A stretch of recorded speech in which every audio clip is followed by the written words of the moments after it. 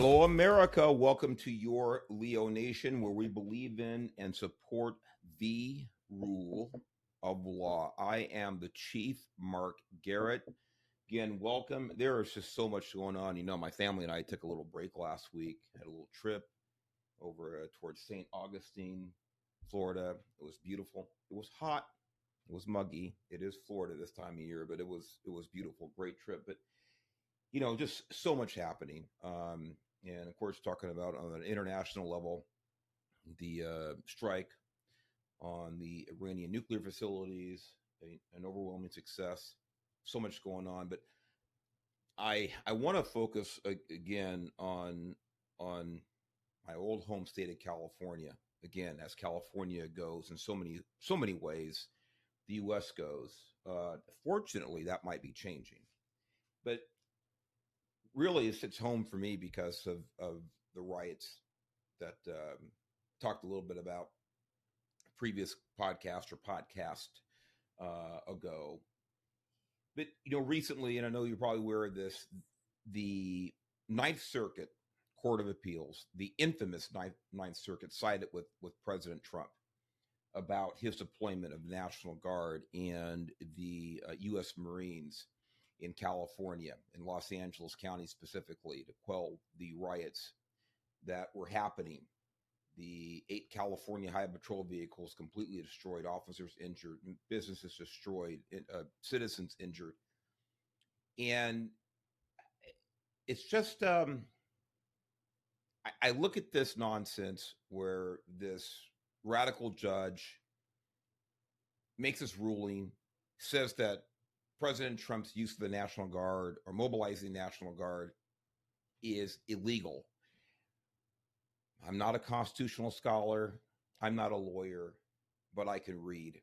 I can read the Constitution, and I'm sure all of you can as well. So let me jump into this real quick. This is from I believe it's CBS I'm reading from. I want to talk about this a little bit. There's so much to this whole thing with the riots there, with Newsom, with Karen Bass. There's just so much to talk about. Want to hit on some of it. Appeals court extends order allowing Trump to deploy National Guard to Los Angeles. Washington, a federal appeals court on Thursday, this is several days ago, extended its block of a judge's order that directed President Trump to return control of California's National Guard to Governor Gavin Newsom. The unanimous order from a 3-judge panel for the U.S. Court of Appeals for the Ninth Circuit is a victory for the president, allows for the continued deployment of roughly 4,000 National Guard troops to Los Angeles, where they have been protecting federal property and U.S. immigration agents during enforcement operations. Let me stop right there. This was so specific, the deployment. It didn't have to be this narrow, but it was very clear what the president wanted to do. He wanted either local, county, state law enforcement to protect the federal agents while they were performing their legal constitutional duties. And if those agencies weren't willing or able, or their so-called leaders weren't willing to able to do it, then he would send in the National Guard. And that's exactly what he did, because not only were local, county, state agencies not protecting, they made it clear that they were not going to help the federal agents. They made it clear. They made it clear before in documentation, in publications, that they would not help, and they made it clear at the time that they were not going to help. So what is a president supposed to do when his federal agencies are performing their constitutional legal duties in a state and they're not being assisted by local law enforcement when they are literally under attack? That's what he did. And we're going to talk about why. So many reasons, but a couple of the reasons why President Trump had to nationalize the California National Guard and bring in the U.S. Marines. Mr. Trump invoked a law known as Title 10 to call the Guard into federal service earlier this month in response to the demonstrations against immigration raids conducted across Los Angeles. Since then, a total of roughly 4,100 National Guard troops and 700 active Marines have deployed to Los Angeles. Newsom, a Democrat, objects to the use of troops in California's largest city and sued the president over his decision to federalize the California Guard. A federal judge, U.S. District Judge Charles Breyer, concluded that last week that Mr. Trump's actions were illegal and exceeded the scope of his authority. Let me stop right there for a minute. Let me pause right there for a moment. This judge, who is an ideologue, who is a leftist, and in my opinion, hates President Trump, ruled that President Trump's actions were illegal. First of all, this judge should not be involved in any decision with the President of the United States in the first place. The 600 plus, almost 700 district judges across the country don't have the constitutional authority to prevent a president from doing anything. They are not to be found in the Constitution. They were created by the Congress. That's it. They are a result of legislation, not constitutional amendments, period. And what authority they do have is supposed to be over their geographic area. That's it. And that's why you have appeals courts in the Supreme Court. Now, I know you've probably heard this. You probably heard it from me. I have to say it again. This judge does not have any constitutional authority to impede the President of the United States, period. Simple as that. But then, since Mr. Trump's actions were illegal, if he was going to make any decision whatsoever, he would have to say that they are unconstitutional, which would be in contradiction to what? The Constitution. In Article 2, it gives the president clear authority to nationalize National Guards when local authorities are not keeping the peace. It is plain and simple as that. The judge blocked the administration of appointing members of the California National Guard in Los Angeles and directed the president to return control of the troops to Newsom. His decision applied only to Mr. Trump's deployment of the National Guard and not the Marines. Now, return the control of the National Guard to Newsom. Newsom did not activate the National Guard. He does have the authority to do so, and he didn't. He chose not to. Let me fast forward. We fast forward now several days since the riot started. And what's happening today as you listen to this podcast in Los Angeles? Crickets. You know why?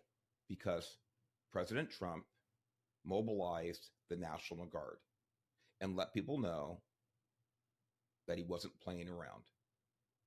And now we have relative peace in Southern California.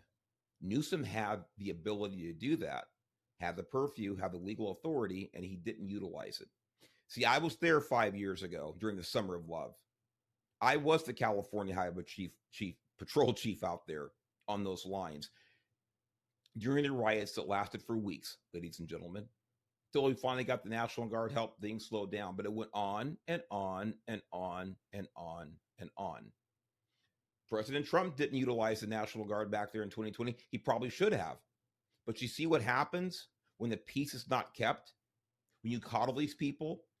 When you let them know that they can get away with so much without any repercussions? This is what happens. And what happens is when you put your foot down and say, this is what the law is, and you abide by it, or you go to jail, things seem to calm down. The panel of judges made of 2 Trump appointees and 1 Biden appointee rejected Trump's administration argument that the courts don't have the power to review whether the president is allowed to call up the guard. Look, the Constitution's clear about it. I don't care what they said in their ruling in an ancillary way about what they can review and what they can't They can say they can review how I put my shoes on in the morning. It doesn't mean they're right. They got the ultimate ruling here right by giving the authority to the president. But this other ancillary stuff saying, well, we can review it anytime we want to. Maybe. I don't think so, because the Constitution's clear about it. The Constitution is not overruled by rogue judges, or it shouldn't be. It happens all the time. Fast forward here. The Ninth Circuit also said the Trump administration did not need to seek Newsom's permission to call up the Guard. The state has pointed to a provision of Title 10 that says orders to federalize the Guard should go through the governors. But the court said that does not give governors any veto power. Plain and simple. So for those of you who think that President Trump is a king, he acted illegally or unconstitutionally, blah, blah, blah, blah, your own left-wing Ninth Circuit Court of Appeals, yes, the panel, yes, 2 Trump appointees and 1 Biden appointee, say otherwise. Let me make something clear. I don't always agree with individual judges. I don't always agree with panels, and I certainly don't always agree with full courts, including Supreme Court. The Supreme Court, that body, not these particular justices, but the Supreme Court as a body once said that separate but equal was constitutional. So I don't always agree with it. But when they get it right, when a circuit gets it right, when a panel gets it right, when the Supreme Court gets it right, I applaud them. In this case, the panel of the Ninth Circuit got it right. So let me talk a little bit about Newsom and why Trump knew. And you have to remember, folks, Trump was around, as I said previously, in 2020 with the Summer of Love, George Floyd riots, the mostly peaceful protest. He was president there. And of course, he was in the midst of a re-election campaign, had a lot of things going on, had these peaceful protests breaking out all across the country in Michigan, Wisconsin, and California, and Washington State, and Oregon, Washington, D.C., and on and on and on and on and on. Had a lot going on. And in most of these places, the local and state authorities were not taking care of business, which is exactly why these things went on for so long and were so devastating, and why it cost billions of dollars, and why it cost, I don't know how many, a couple of dozen lives across the country. This is why Donald Trump was poised to activate the National Guard in California, because he was determined not to let this happen again. Not only in California, but he wanted to set an example for other governors in other states, that if this stuff breaks out in your hometown, so to speak, and you don't do everything, whether it is local and state police or the National Guard, if you don't take care of business and put these rioters down and put them in handcuffs and put them in jail, I will send in the forces to do it. He made a statement to all of these governors around the respective states, but specifically relating to California. Newsom. So what was Gavin Newsom doing? We talked about the fires, what he was doing then, nothing, and along with Karen Bass and things like this. But it's so important to realize this is not these examples of dereliction of duty, one here and one there and one here, they're not individual. They are part of a pattern, ladies and gentlemen. They are part of a pattern. They are a part of undeniable evidence of lack of leadership. And sometimes, in my humble opinion, even worse than that. And that's an encouraging certain behavior. And I think that Gavin Newsom certainly did that this time around with these riots in Los Angeles. So this is from U.S. News, New York Post, I believe. Gavin Newsom sipped wine at Napa fundraiser while anti-ICE protesters plunged Los Angeles into chaos. Now, I'm going to read some stuff here from you, but let me make clear. I don't expect a president or a governor or maybe even a mayor to be front and center at every crisis immediately when it happens. I don't. That's impossible, quite frankly.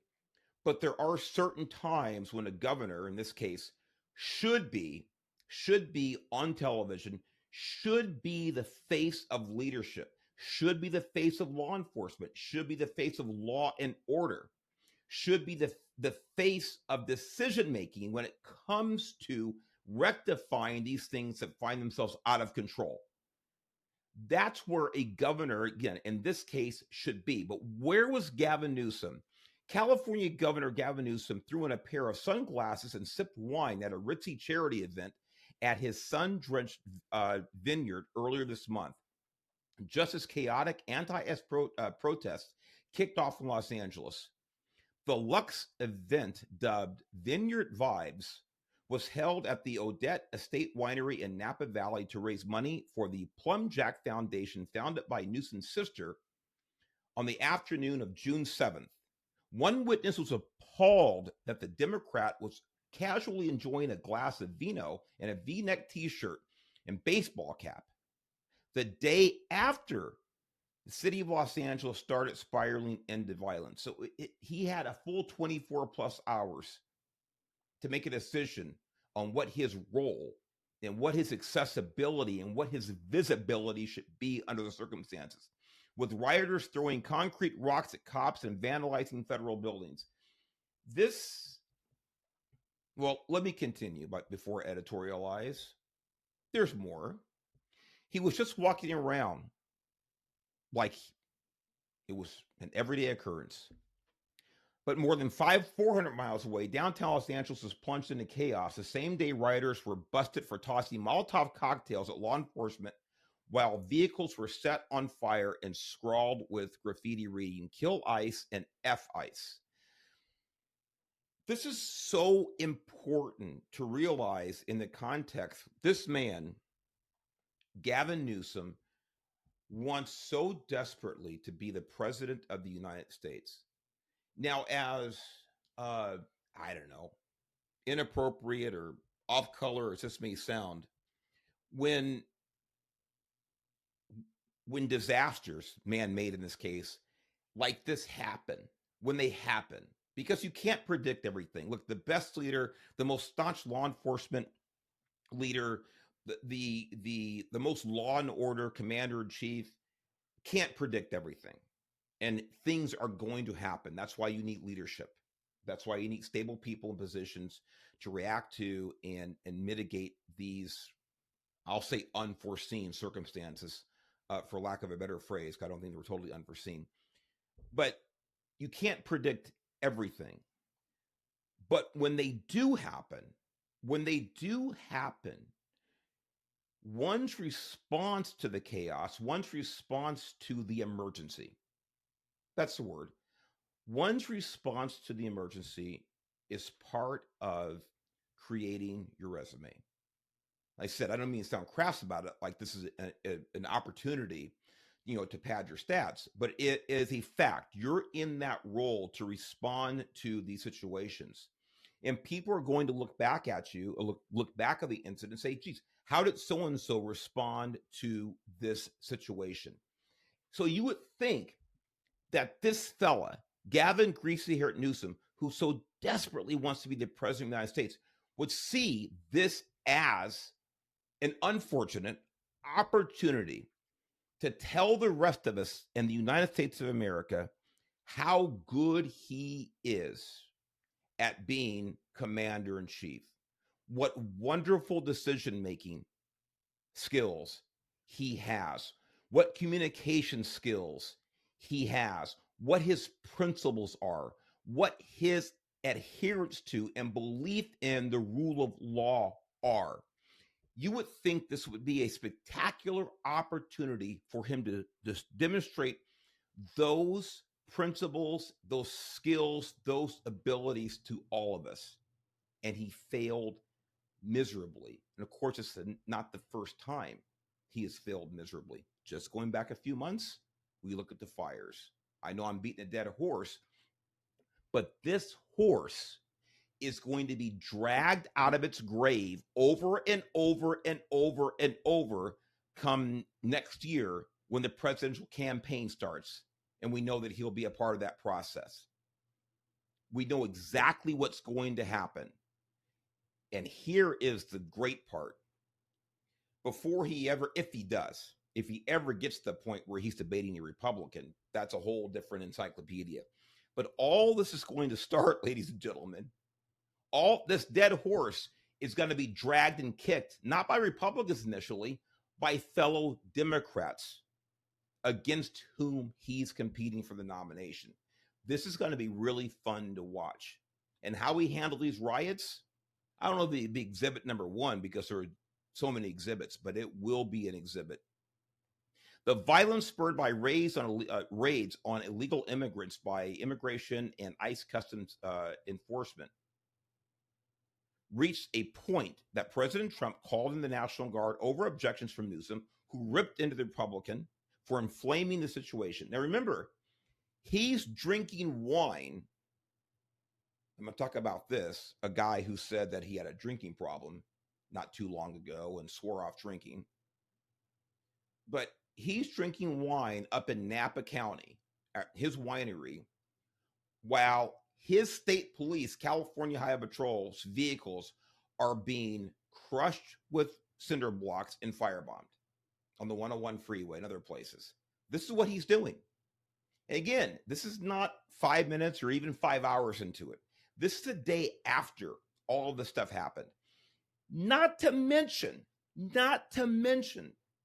the political aspect of it, because the genesis was the ICE operations. So again, you would think this guy who is so outspoken about the mass deportations and ICE enforcement and blah, blah, blah, and Donald Trump is a king and Donald Trump is this and Donald Trump is Hitler and blah, blah, blah.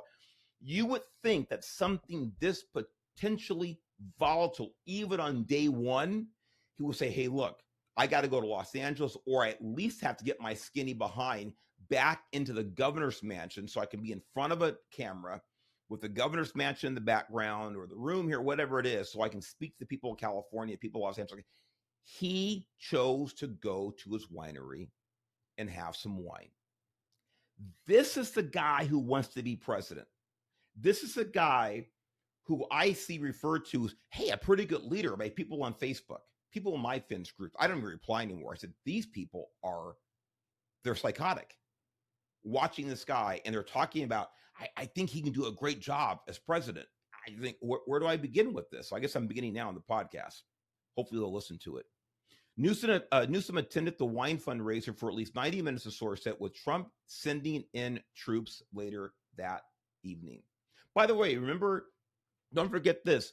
Newsom swore that Trump never called him ahead of time before he activated the National Guard, before Trump did. And we found out that is a flat out lie, because Donald Trump brought the receipts, his staff did, and showed the calls, multiple calls, and one of them, I forget how many minutes it was, to Newsom. But he had the gall to say, oh, Trump never called me. This is the guy in charge of California. This is the guy who wants to be in charge of the United States in the Oval Office.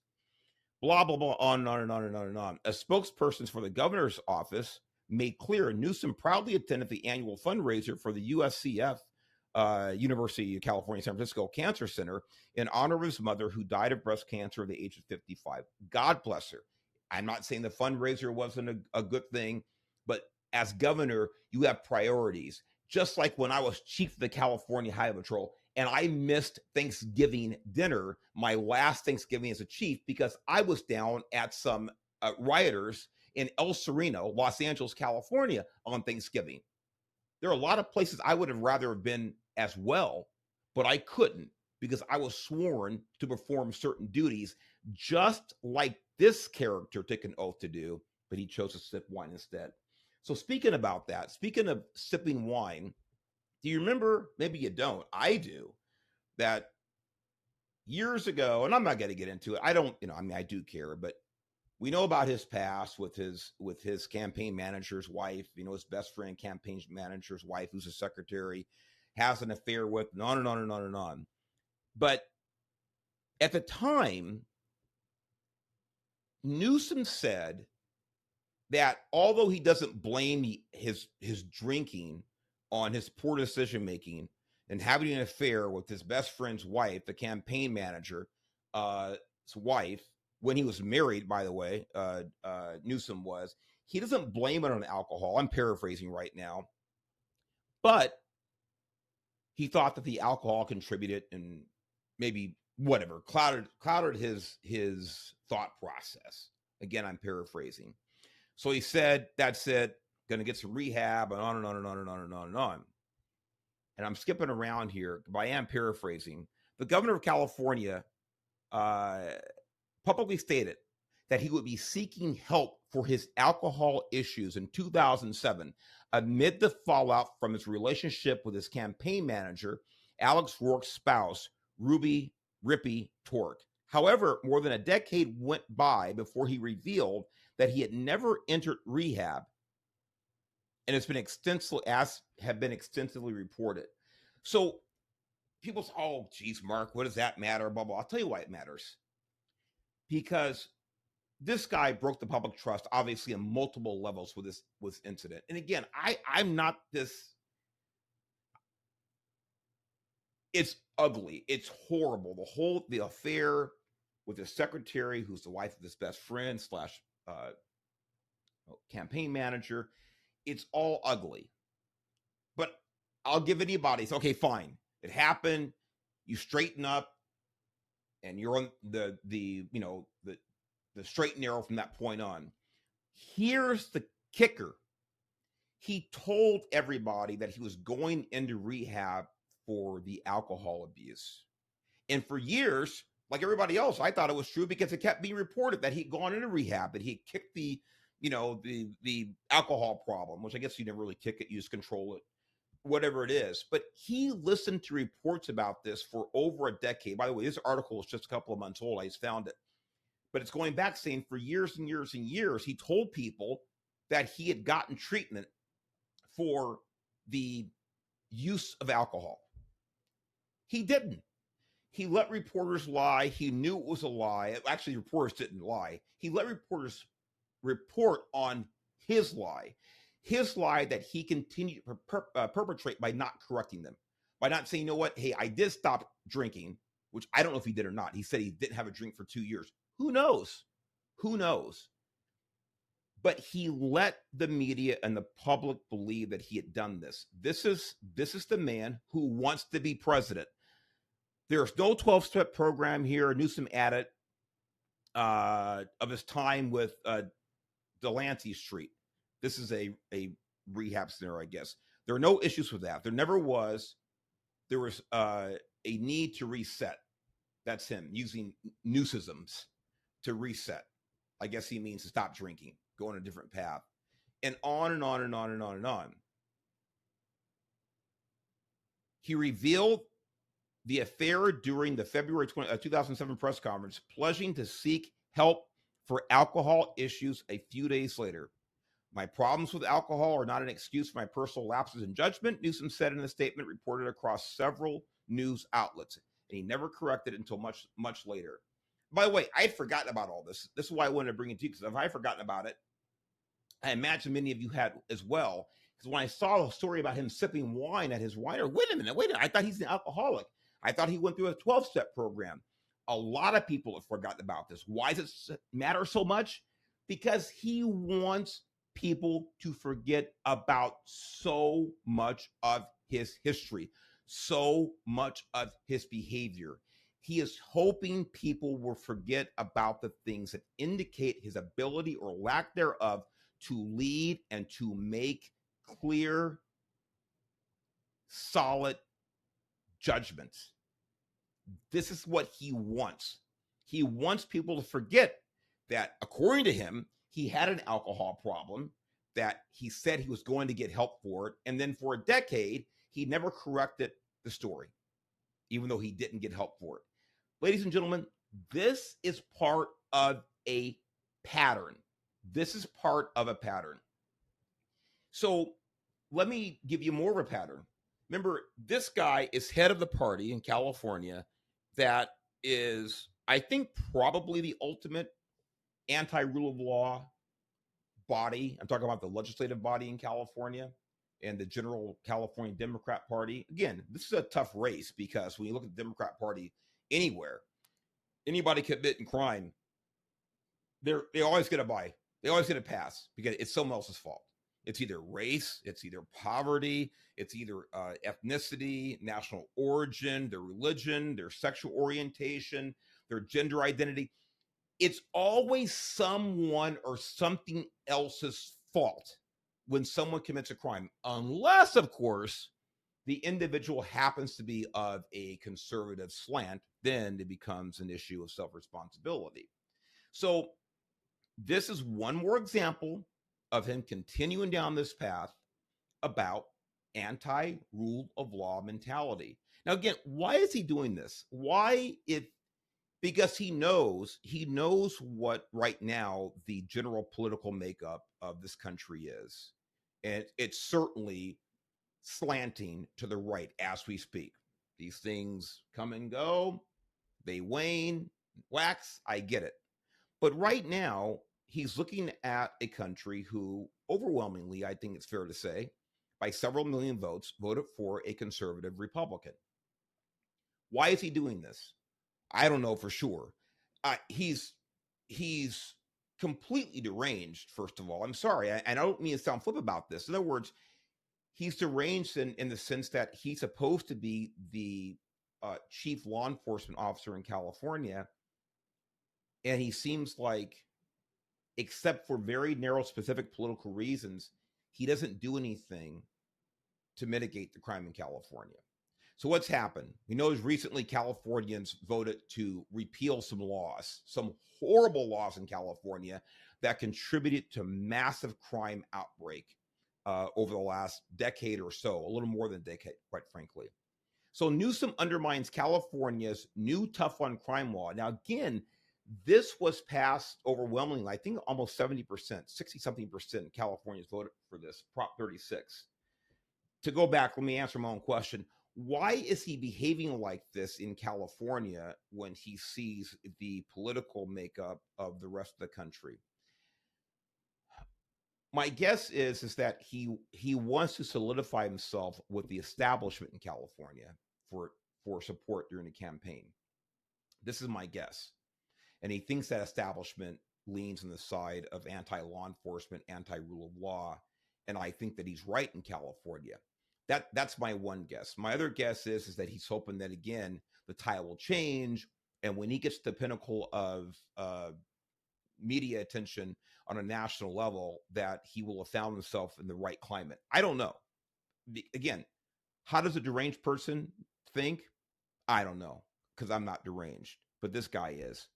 So now he wants to undermine this law that the majority of the citizens and probably other people in California voted for. Check this out. This is a couple of days ago. In November, Californians voted overwhelmingly to strengthen the penalties for criminals. Governor Newsom, Democrat, is still trying to undermine that effort.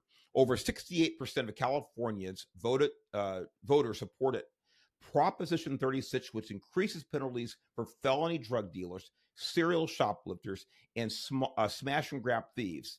Remember all these videos? Smash and grab, under $990, blah, blah, blah, blah, blah, whatever. It's only misdemeanor. You can do it every single day. It's not cumulative. You can smash and grab every single day as long as it's under $1,000, and it's always a misdemeanor. And they're not booking misdemeanors in California anymore, at least in Los Angeles County. This is what California residents said, no more. So here's Newsom.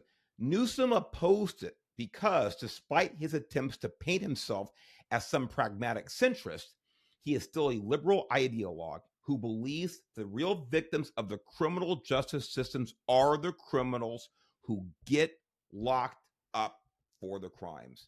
I promise you, I have not read that paragraph. I just looked at the headline and figured it's got to be good stuff in here. But before I said, it's always somebody else's fault.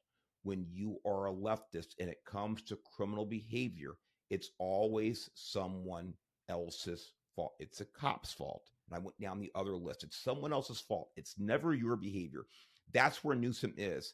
And this guy is stuck on repeat because he thinks that this mantra that has been played for the last decade or so across the country is going to work in a presidential campaign.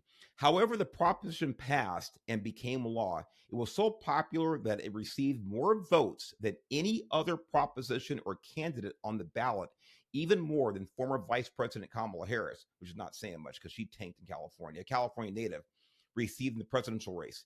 Yet Newsom is still trying to undermine it, refusing to allocate more money to help enforce the law.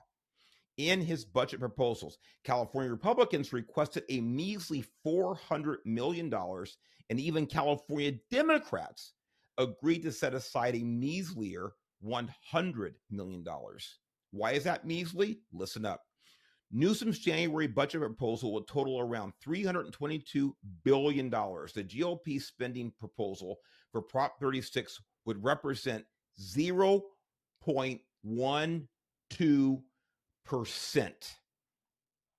For those of you who went to public school in California, that's just over a tenth of a percent.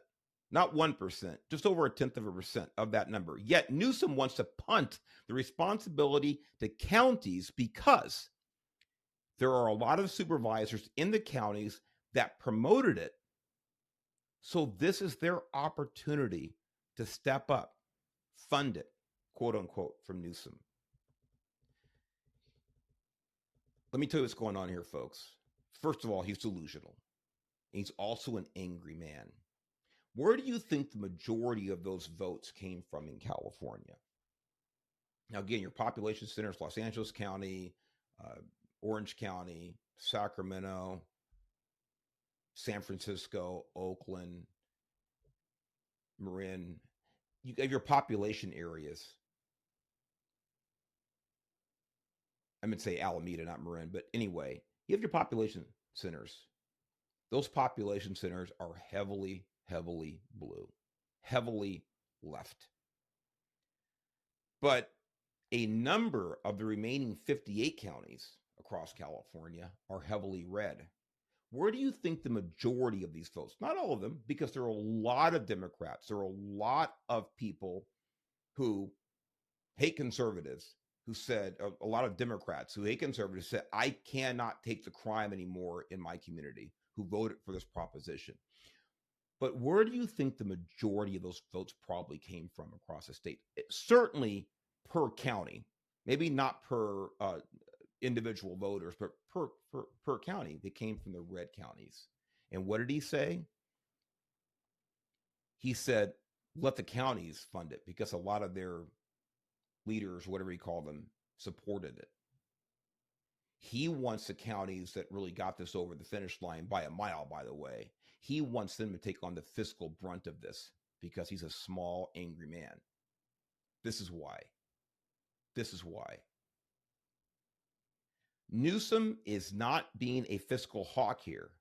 His complaint during the election cycle that Prop 36 was unfunded rings hollow when some of his top priorities are also unfunded. From the money pit that is the high-speed rail to his proposal to give free health care to illegal immigrants, which led to Newsom asking for loans so the state could cover its Medi-Cal cost. Newsom simply wants to undermine a tough on crime law supported by the vast majority of his state because he opposed it and lost the electoral battle over it in November. That's the bottom line. And you think about his argument. This person laid it out here so well in this editorial. That it's unfunded, so it's got to go to the counties to take care of it. It's total BS, ladies and gentlemen. The high-speed rail, paying for illegals. Again, the estimate is there are 2 million illegal aliens in California, and Newsom wants to pay for the health care from taxpayer pockets, but he doesn't have enough to support the bill that 68% of Californians voted for. He's a liar. He's a liar and or deranged. I'll say he's a liar and deranged. He's got to be, because this, to me, just from a political strategy point of view, makes absolutely no sense whatsoever. Let me close on this. This is not about Newsom, but it's about his ilk. And by the way, this person, I'll just say it right now, Karen Bass, I don't know for a fact. I don't have any personal inside information about it. But my understanding is that, and I've seen some things, even when I still lived in California, I've seen some stuff there, just public behavior. I don't think that she and Newsom are best friends. Let's put it that way. That's not my guess. My guess is they don't get along too well. But they are of the same ilk. In a lot of ways. Philosophically, operationally, executive ability, they are very, very tight at the hip in those senses. Karen Bass and Gavin Newsom teamed up to have one of the most disastrous responses to a natural, I'll say natural, it looks like at least one fire was arson, one was more natural occurrence in Southern California a few months ago. But they teamed up as the mayor of the largest state, I'm sorry, the governor of the largest state, the mayor of the second largest city in the country, respectively, to have the most disastrous response to a disaster like this, probably in the history of our country. Now, Karen Bass is part of a group of individuals. When I say a group, I'm just talking about, the 30,000-foot view, the left wing of the Democratic Party, which is the Democrat Party now. When it comes to rule of law, when it comes to border security, when it comes to fiscal management, when it comes to military, when it comes to there are only boys and girls, there are only men and women, you name it, that this party is completely off the rails. Where I try to focus mostly on the rule of law. So where does Karen Bass come from? I'm talking about philosophically. Where does she really come from? What's her origin philosophically? Well, let me tell you this. I just found this out. I should have known this. I didn't. Someone actually sent me a piece on this, and this is a different one. This is from a publication called Cuba Headlines. As thousands of demonstrators clashed with federal agents in the streets of Los Angeles protesting immigration raids, the political history of Mayor Karen Bass has resurfaced in conservative media and on social networks. Critics have unearthed her connections to the, pardon my pronunciation, it's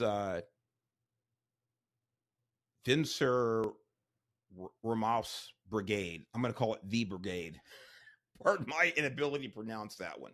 A socialist-inspired group that operated out of the United States promoting solidarity with Cuba in the 1970s.